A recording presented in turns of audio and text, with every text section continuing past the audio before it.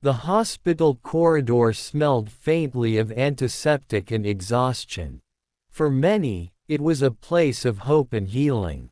But for Elena, it was a battlefield. Every shift left her drained, physically, emotionally, spiritually. She was only 24, a newly licensed nurse, but life had already carved deep lines of fatigue into her face. She came from a poor family, burdened with debts she hadn't created but was forced to carry.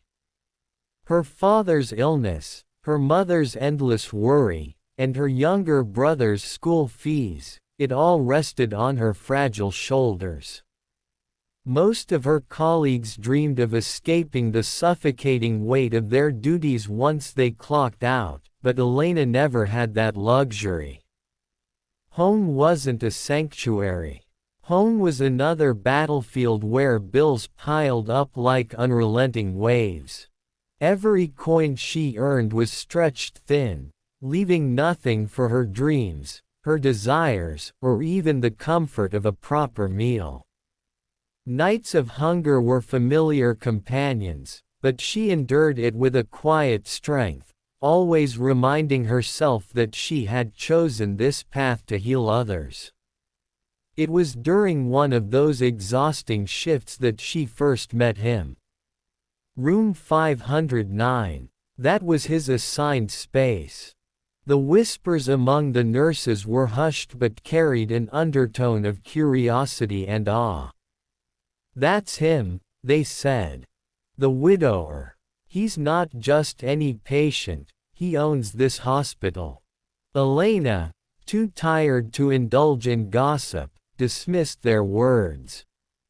To her, he was just another patient, another fragile body to care for.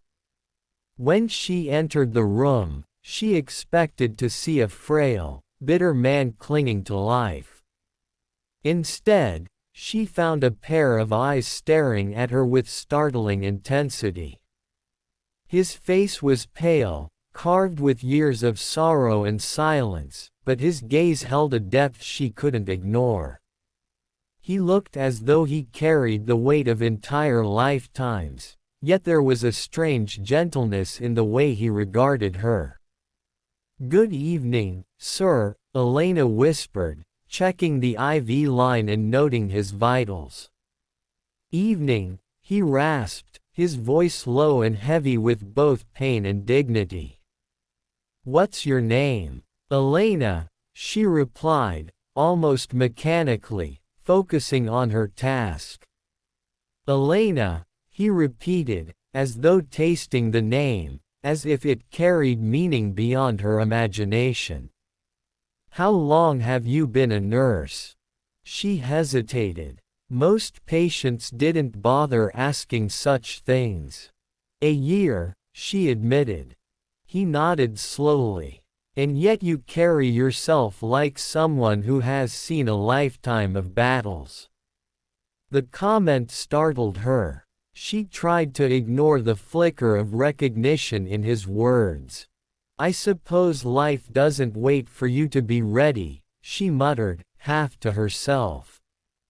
That was the beginning. Over the next few weeks, Elena's shifts often aligned with his care. She learned his name, Victor Hale. A widower in his 50s, diagnosed with a terminal illness that had stripped him of his strength but not his will.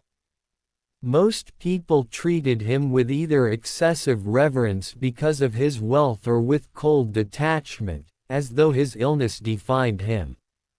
But Elena, too worn out to pretend or flatter, treated him simply as a man who needed care. She adjusted his pillows without ceremony, scolded him gently when he skipped his medicine, and listened quietly when he spoke. He spoke rarely, but when he did, his words lingered with weight. One night, after a particularly grueling day, Elena sat by his bed to check his charts. She didn't realize she had let out a sigh until his voice broke the silence. Tired. She gave a small laugh. Always. Why don't you quit? You're young. Surely you have better dreams than these walls. Her hands stilled. Dreams. The word felt foreign. I don't have the luxury to dream, Mr. Hale, she said quietly. I just need to survive. My family depends on me. Victor studied her for a long time. You remind me of her, he murmured finally. Her. My wife, he said. His voice trembled, not from illness but from memory. She was kind, strong. She gave until there was nothing left of her.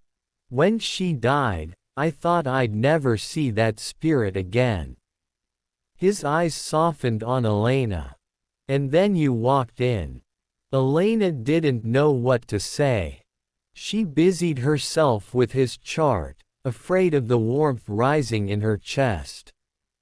As days turned into weeks, their conversations grew deeper. He asked about her childhood, and she told him stories of playing barefoot in the rain, of patching up her brother's scrapes with cloth because they couldn't afford bandages. He shared his regrets, the business deals that had brought him wealth but cost him time with his wife, the loneliness that money could never erase. Their bond grew not out of romance but out of shared wounds, invisible scars that recognized one another. Then came the proposal. It was absurd, unbelievable. Elena thought she had misheard him. Marry me, Victor said one evening, his voice steady despite the weakness in his body. She stared at him, certain it was the illness speaking. Mr. Hale, you don't know what you're saying. I know exactly what I'm saying, he replied. I don't have much time left. And I don't want to leave this world alone. I see something in you, Elena. Something that tells me if I go with you by my side, I'll go in peace. Her heart raced. She shook her head. I can't. I'm just a nurse. You deserve someone. I deserve someone real, he interrupted, his eyes fierce despite his frailty. And you were real, Elena. She couldn't sleep that night. The idea was ridiculous. Marry a dying man. What would people say? What would her family think? But then, she thought of the bills piling on her table, of her brother's education slipping out of reach, of her mother's weary eyes. And she thought of Victor, lonely, kind, looking at her as though she was more than just another face in the crowd. 2 weeks later, they married quietly in his hospital room. There were no grand decorations, no gowns or rings. Just a whispered vow, a fragile smile, and the joining of two broken souls searching for solace. Elena's colleagues whispered behind her back. Some pitied her, some judged her, some accused her of marrying for money. But Elena ignored them all. To her, this wasn't about wealth. It was about giving dignity to a man in his final days. But what she didn't know, what no one knew, was that Victor Hale was not simply a wealthy man. He was a billionaire. The hospital they worked in was only a fraction of his empire. And though he appeared frail, his mind was as sharp as ever, calculating, watching, waiting. Victor had hidden his fortune from the world after his wife's death. He wanted to see who would care for him without the lure of money. And Elena had passed his silent test. She had married him without knowing the truth. And so, the days went on. To her surprise, Victor's health did not decline as quickly as expected. In fact, With Elena by his side, he seemed to gain strength. His laughter returned in small doses, his appetite grew, and his eyes, once dim with sorrow, now carried a spark of life. Elena found herself drawn to him, not out of pity but out of genuine affection. She began to look forward to their conversations, to the quiet moments when he would squeeze her hand and whisper, "Thank you." Still, the shadow of his illness loomed. Some nights, Elena would watch him struggle to breathe, tears burning her eyes as she realized how fragile their borrowed time was. She prayed silently, not for herself, but for him, to ease his pain, to grant him peace. But fate had other plans. One morning, Elena arrived at the hospital to find chaos surrounding Victor's room. Doctors rushed in and out, whispers of emergency procedures filling the air. Her heart sank. She pushed through the crowd, desperate to reach him. When she finally entered, she found Victor pale but conscious, his lips curved into a faint smile. "Don't cry," he whispered, seeing the fear in her eyes. "This isn't the end, not yet." And it wasn't. Against all odds, Victor survived that night. The doctors called it a miracle. Elena called it love, the unexplainable force that held him to life. What she didn't know was that survival came with a decision that would change everything. Victor began making arrangements. Quietly, secretly, he instructed his lawyers to prepare documents. He was leaving everything, his empire, his billions, to Elena. Not because she was his wife by law, but because she was the first person in years who had seen him as a man, not a wallet. And when Elena finally discovered the truth, her world would shatter in ways she never imagined. Elena's days with Victor became both the most beautiful and the most terrifying of her life. Every sunrise she spent by his side felt like a borrowed gift, every nightfall like a whispered prayer answered. She wasn't sure when pity transformed into care, and when care slowly blossomed into something stronger, but one thing was certain: her heart no longer belonged entirely to herself. Victor had a way of disarming her. Despite his frailty, he possessed a mind sharp as steel, often surprising her with insights that cut straight into her soul. Sometimes, he teased her with questions that made her laugh despite her fatigue. Other times, he spoke of death with a calmness that terrified her, as if he had already made peace with it. One evening, she brought him soup she had made at home. It was a simple recipe her mother had taught her, one that comforted her in times of despair. Victor took a spoonful and closed his eyes, savoring it longer than she expected. "It tastes like memory," he whispered. "Memory?" she asked softly. He nodded. "My wife used to make soup like this when I was too busy working to eat. I had forgotten what it was like, until now." His eyes opened, glistening with unshed tears. "You've given me pieces of her I thought I had lost forever." Her throat tightened. She placed her hand over his. "I'm not her, Victor. I can't be." "No," he said, squeezing her fingers gently. "You are Elena. And that is more than enough." The weight of his words lingered with her long after she left his room that night. For the first time in years, she felt seen, not as a burdened nurse, not as a girl crushed under poverty, but as herself. But not everyone saw her that way. Whispers spread like wildfire through the hospital.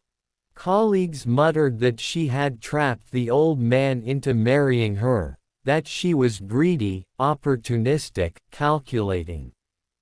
Elena tried to ignore it, but the sting of their judgment carved into her heart. She endured the stares, the rumors, the pointed questions about what she hoped to gain from this marriage. Victor, however, noticed everything. One afternoon, when she seemed unusually quiet while changing his IV, he asked, "What are they saying now?" She shook her head quickly. "Nothing important." "Elena," he pressed. "Don't hide from me." She sighed, biting her lip. "They think I'm using you. That I married you for money." Victor's expression darkened. "And what do you think?" Her eyes widened. "I think, they don't know me. I didn't marry you for money, Victor. I married you because—" She stopped abruptly, her face flushing. "Because," he urged gently. She lowered her gaze, voice barely above a whisper. "Because no one should die alone." Silence filled the room. Victor studied her with a mix of awe and sorrow, as though her words had touched a place in him long buried. Finally, he whispered, "You are extraordinary, Elena. And one day, you'll understand how much that means." Weeks turned into months, and though his illness still plagued him, Victor's condition stabilized in ways the doctors couldn't explain. With Elena by his side, he seemed stronger, more determined to hold on. She often caught him watching her when he thought she wasn't looking, a faint smile tugging at his lips as though she were the miracle that medicine had failed to provide. But then, everything changed. One rainy night, while Elena was preparing medication, she overheard a conversation outside Victor's room. His lawyer, Mr. Reynolds, had come to visit. Elena hadn't meant to eavesdrop, but the words carried through the thin door.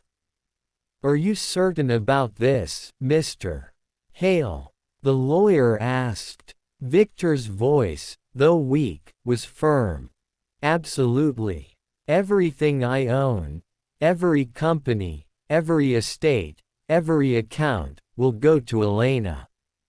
Elena froze. The pill bottle slipped from her trembling hand, scattering across the floor.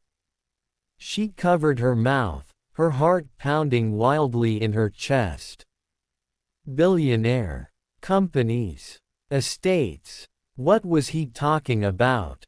She pushed the door open in a daze, and both men turned to look at her. Victor's eyes widened with concern. "Elena," he said softly, gesturing for her to come closer. Her voice shook. What did you just say?" Victor dismissed the lawyer with a nod, leaving them alone. He patted the chair beside his bed. "Sit." But Elena couldn't move. "Tell me the truth, Victor. What did you mean?" He sighed heavily, the weight of years pressing down on him. "I didn't want you to know. Not like this." "Know what?" "That I'm not just the owner of this hospital. I'm the owner of an empire. Billions, Elena. Wealth that most people can't even imagine." His eyes softened. "And all of it will be yours." Her knees buckled, and she sank into the chair. "Yours." No, Victor, that's impossible." Why? Why would you do that?" "Because," he said simply, "you're the only person who's ever seen me. Not the money, not the power, not the name, me. When I had nothing left to offer but a broken body, you still chose me. And that's worth more than all the billions in the world." Tears welled in her eyes. She shook her head frantically. "Victor, I don't want your money. I don't want any of it. I just want you." He reached out, brushing away a tear from her cheek. "And that's why you deserve it." The revelation shook Elena to her core. For days, she wandered through her duties in a haze, unable to process the truth. She had thought she married a dying widower, lonely, broken, human. Now she realized she had married one of the wealthiest men in the country. A man whose name carried power, whose wealth could change her family's life forever. But for Elena, that wealth was a curse, not a blessing. Because now, the whispers grew louder. Her colleagues sneered openly, convinced their suspicions were true. Even her own family, when they heard rumors, began pressuring her, her mother begging her to secure their future, her brother asking if he could finally go to university abroad. Elena felt torn in half, crushed between love and obligation, between truth and perception. And Victor watched it all with quiet sadness, knowing that his gift might also be her greatest burden. One evening, she finally broke. Sitting at his bedside, tears streaming down her face, she whispered, "Why did you do this to me, Victor? Why didn't you just let me stay your wife without all of this chaos?" He looked at her for a long time, his eyes shimmering with love and sorrow. "Because, Elena, love deserves more than survival. You've given me life. Let me give you freedom." But Elena didn't feel free.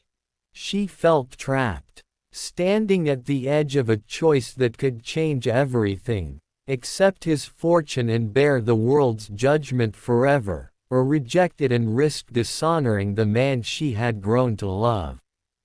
And as Victor's health took another sudden turn for the worse, time began running out. The autumn wind rattled against the hospital windows as if echoing the storm inside Elena's heart. Victor's condition had begun to worsen again. The doctors were no longer optimistic. They whispered outside his door in low, heavy tones, words like organ failure and palliative care. Each word felt like a dagger, carving away the fragile hope Elena had clung to. She spent every free moment by his side. Sometimes she read aloud to him, her voice trembling when he dozed off. Other times she simply held his hand, memorizing every line, every vein, every warmth his skin still carried. She wanted to capture him in her memory so vividly that even death couldn't erase him. Victor, despite his frailty, still found ways to comfort her. One night, as she adjusted his blanket, he whispered, "You look at me like I'm already gone." Elena froze, her throat tightening. "Don't say that. You're still here." He smiled faintly. "For now." He reached for her hand. "But Elena, when I go, I don't want you to grieve like your life ended with mine. Promise me that you'll live. That you'll dream again." Her tears fell freely. "Don't ask me that, Victor. I don't know how to live without you." "You'll learn," he whispered. "Because you have something I lost long ago, the courage to keep going even when everything feels broken." The days blurred into one another. Each time Elena thought she would lose him, Victor clung to life a little longer, as if unwilling to leave her just yet. But his body was failing, and no amount of medicine, money, or love could stop it. One evening, he asked her to open a small drawer in the bedside table. Inside was a velvet box. She opened it with trembling fingers and gasped, "A simple diamond ring, elegant yet timeless. I should have given this to you on the day we married," Victor said softly. "But I was afraid it would feel like payment. I didn't want you to think of me that way." Elena's hands shook as she slipped the ring onto her finger. "I never thought of you that way," she whispered, kissing his hand.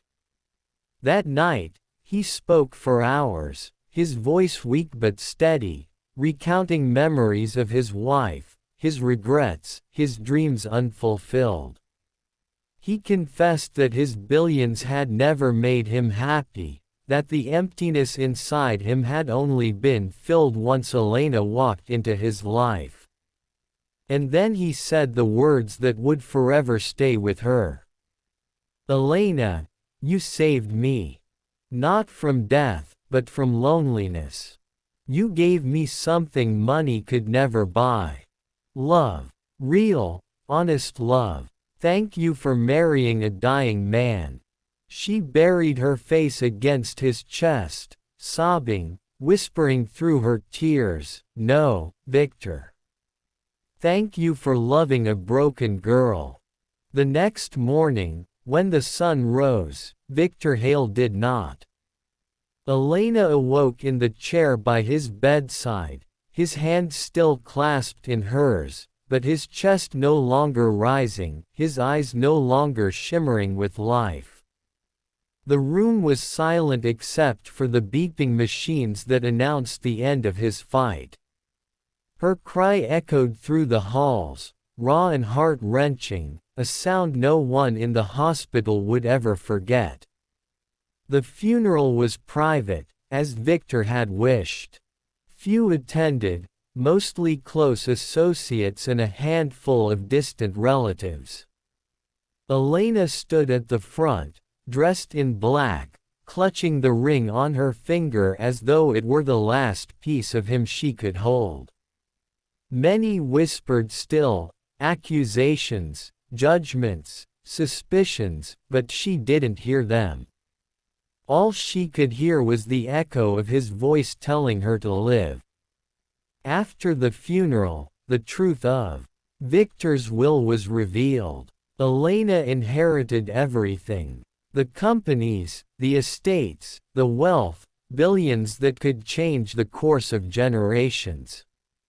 Reporters swarmed, stories exploded in the media. Some painted her as a gold digger who struck fortune. Others painted her as a saint who touched a billionaire's heart. Elena ignored them all. She didn't care about the money. She cared about the man who had left it behind. At first, she considered refusing it, signing everything away. But then she remembered his words, "Let me give you freedom." Slowly, painfully, she began to see what he meant. With Victor's wealth, she paid off her family's debts. She sent her brother to the best university, giving him the future she had always dreamed for him. She built a small clinic in her hometown where poor families could receive care without fear of bills they couldn't pay. And she poured resources into hospitals, nursing programs, and charities, places where she knew Victor's name could mean more than just money, but hope. And yet, despite the empire she now controlled, Elena lived simply. She still wore the plain uniforms of a nurse when she visited her clinics. She still cooked soup the way her mother had taught her. And every evening, she visited Victor's grave, sitting quietly as if speaking to him about her day. Years later, when people asked her how she endured it all, she would smile faintly and say, because once, a dying man taught me how to live. And though the world remembered her as the widow who inherited billions, Elena remembered herself as the nurse who found love in the unlikeliest of places, inside the fragile, fleeting heart of a man who had everything, yet found his everything only in her.